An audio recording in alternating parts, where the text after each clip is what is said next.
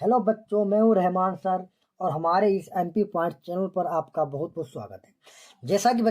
जैसा कि बेटा हम लोग जान चुके हैं कि 2023 के जो एग्ज़ाम है, यूपी बोर्ड के एग्ज़ाम जो है यूपी बोर्ड के, वो हो चुके हैं। और हम लोगों को यानी जो कक्षा 9 में बच्चे थे वो कक्षा 10 में आ चुके हैं। तो हम आपको इस वीडियो में सिखाने जा रहा हूँ कि कक्षा यानी गणित कक्षा 10 की तैयारी किस प्रकार करें 2024 में। जब आप कक्षा 9 से कक्षा 10 में आए हैं तो आपको गणित की तो तैयारी करनी ही पड़ेगी और 2024 में आपके पेपर होंगे। तो हमारी बात को ध्यान समझिएगा कि आपका जो बैच है यानी ऑनलाइन क्लास यानी हमारे इस चैनल पर वो आज से स्टार्ट हो रहा है। यानी आज से हमारा ये शुरू हो रहा है और आप लोग हमारे वीडियो को जरूर जरूर रोज देखा करें। मैं गारंटी 100% आपकी गारंटी ले रहा हूँ कि आपके बहुत ही अच्छे नंबर आएंगे। मैं आपको इसमें जीरो से हीरो बना दूंगा, जीरो से हीरो बना दूंगा। कोई फर्क नहीं पड़ता है कि आपको मैथ आती है या नहीं आती है। यदि आप बिल्कुल भी जीरो हैं तब भी मैं आपको जीरो से हीरो बना दूंगा, ये हमारी 100% गारंटी है। अगर मैंने आपको जीरो से हीरो नहीं बना पाया तो मैं यूट्यूब पर पढ़ाना छोड़ दूंगा। आप लोग हमारे चैनल को सब्सक्राइब करिएगा, लाइक करिएगा और हम पर विश्वास करिएगा। मैं आपको जीरो से हीरो अवश्य बनाऊंगा। आप जीरो से हीरो इस प्रकार बन जाएंगे कि आप 100 में 98 नंबर जरूर लेकर के आएंगे। तो बेटा वीडियो को अंत तक जरूर देखिए। मैं हूँ रहमान सर, मैं हूँ बेटा रहमान सर और मैं आपके साथ रोज वीडियो में आपको मिलूंगा। तो ठीक बेटा, ज़्यादा बात ना करते हुए मैं डायरेक्ट उस पॉइंट पर आता हूँ जो पॉइंट आपकी ज़िंदगी को बदल देगा। और आप इस प्रकार अगर तैयारी करेंगे तो आपके बहुत ही अच्छे नंबर आएंगे। तो ठीक बेटा, ज़्यादा बात ना करते हुए मैं डायरेक्ट पॉइंट पर आता हूँ। देखिए, अच्छे नंबर लाने के लिए बातों से नहीं रातों से लड़ो। कुछ बच्चे क्या काम करते हैं, बस दिन रात यही सोचते रहते कि हमारे किसी प्रकार से अच्छे नंबर आ जाएं, या कहते रहते कि मैं अच्छे नंबर लाऊंगा, अच्छे नंबर लाऊंगा। लेकिन बेटा, अच्छे नंबर लाने के लिए केवल बातों से नहीं लड़ा जाता है, रातों से लड़ना पड़ता है। हमारे कहने का मतलब यह है, आप रात में पढ़ो, सबसे ज़्यादा पढ़ो, क्योंकि रात्रि में पढ़ने से फ़ायदा ये होता है कि आपको कोई भी डिस्टर्ब करने वाला नहीं होता है और आप एकदम शांत वातावरण में बैठे होते हैं। आपको किसी भी प्रकार की कोई भी आवाज़ें सुनाई नहीं देती हैं। इसलिए बेटा, अच्छे नंबर लाने के लिए बातों से नहीं रातों से लड़ो। सबसे पहला तो आप ये नियम बना लो कि आपको केवल बातें नहीं करनी है, बातें तो आपको बहुत कम करनी है, बस रातों से आपको लड़ना है। यदि आप बातों से लड़ोगे तो आप कुछ नहीं कर पाओगे, अगर आप रातों से लड़ोगे तो आप सब कुछ कर जाओगे गणित में। अब देखिए, सबसे पहले आपको क्या करना है, किस प्रकार आप गणित में अच्छे नंबर ला सकते हैं। तो गणित में सभी चैप्टर का फार्मूला यानी जिसे कहते हैं सूत्र, जरूर याद करें। यानी देखिए, गणित की शुरुआत बेटा किससे होती है? सूत्रों से होती है। गणित की शुरुआत सबसे पहले सूत्रों से ही होती है।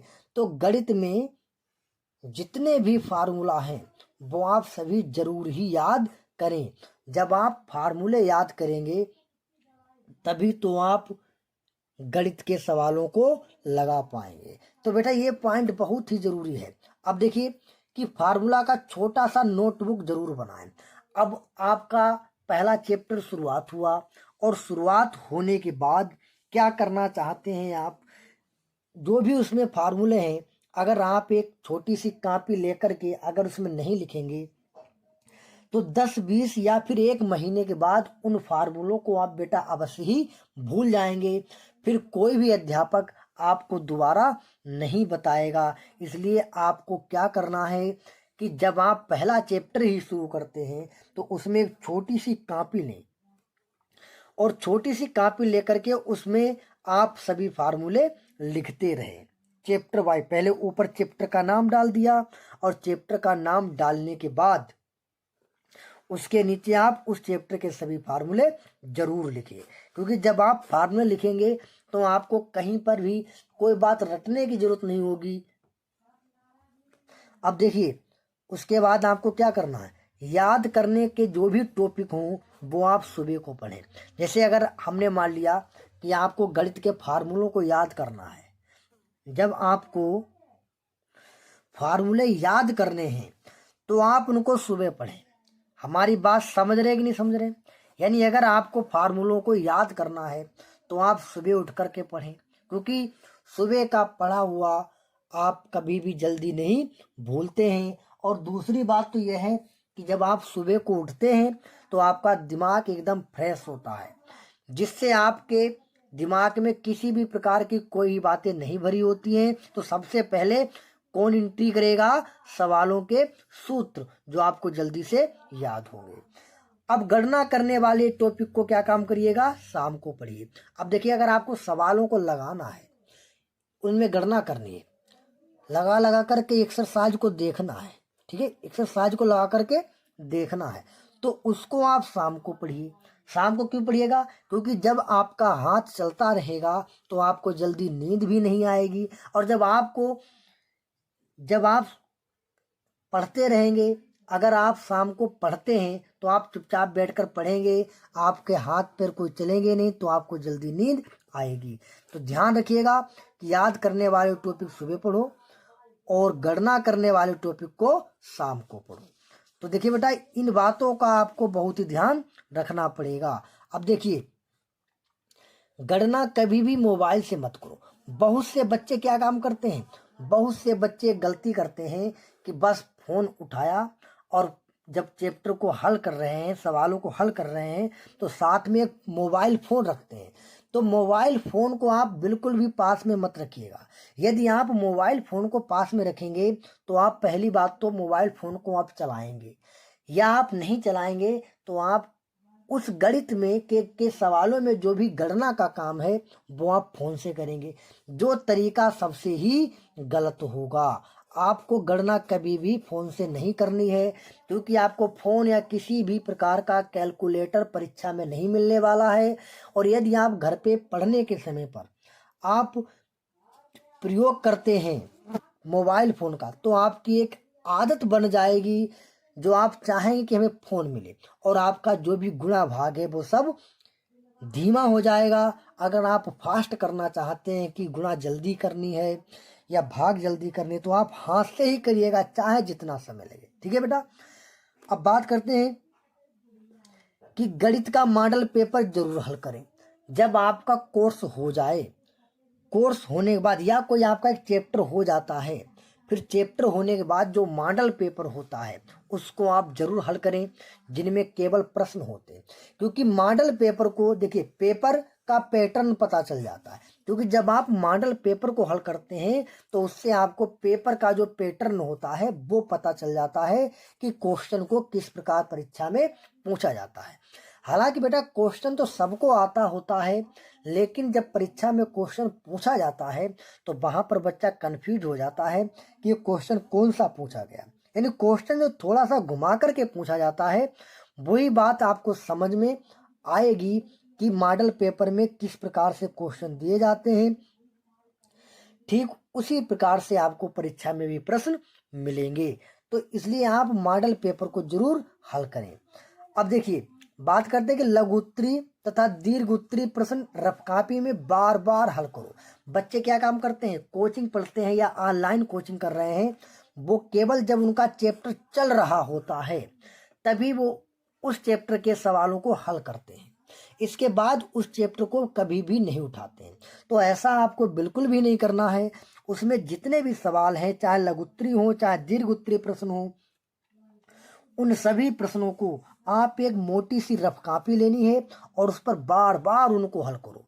कम से कम जब तक आपकी परीक्षा हो तब तक प्रत्येक सवाल को आप 20 बार लगा लें अपने हाथ से कॉपी पर।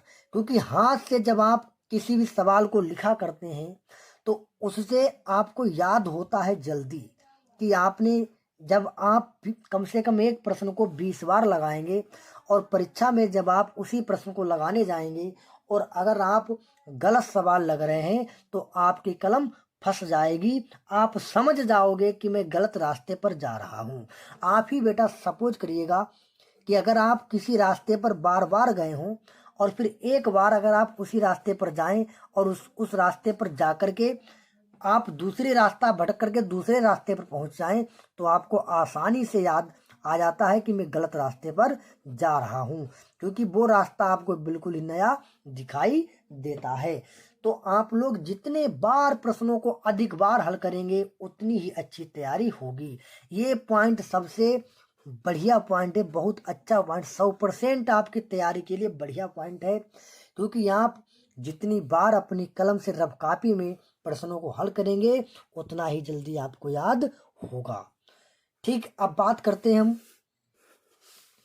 कि प्रत्येक चैप्टर में 2 से 3 उदाहरण इंपॉर्टेंट होते हैं, उन्हें जरूर हल करें। अब देखिए बच्चा क्या काम करता है, बच्चा काम ये करता है कि वह पीछे पड़ा रहता है केवल एक्सरसाइज के, यानी एक्सरसाइज 1.1 या वगैरह वगैरह जो भी एक्सरसाइज है उनके पीछे पड़ा रहता है। वो कभी भी इस बात पर ध्यान नहीं देता है कि उसकी किताब में एग्जाम्पल भी तो है, यानी कि उदाहरण भी तो है। उदाहरण का मतलब ये होता है जो चैप्टर के शुरू होने से पहले कुछ सवाल हल किए होते हैं, यानी उन सवालों को हल किया होता है लेखक के द्वारा, यानी जो जिस लेखक ने वो किताब बनाई होती।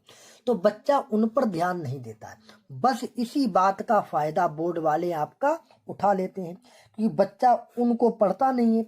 अब बोर्ड वाले क्या काम करते हैं, उन्हीं एग्जाम्पलों को यानी उन्हीं उदाहरणों को क्या करता है, परीक्षा में रख देता है, जिससे बच्चा क्या हो जाता है, कंफ्यूज हो जाता है।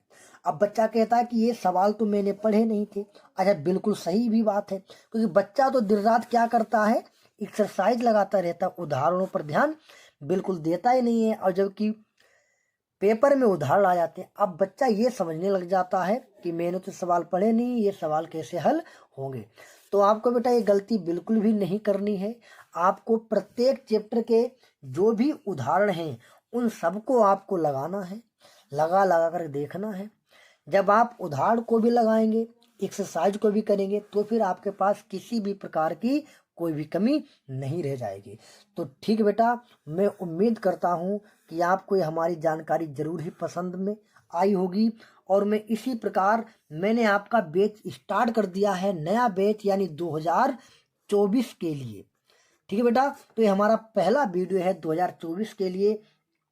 अब इसके बाद लगातार मैं आपको वीडियो देता रहूँगा और एक्सरसाइज शुरू कर दूंगा और आप आसानी से पढ़िएगा। तो ठीक है बेटा, मिलते हैं अगले वीडियो में, तब तक के लिए जय हिंद, जय भारत।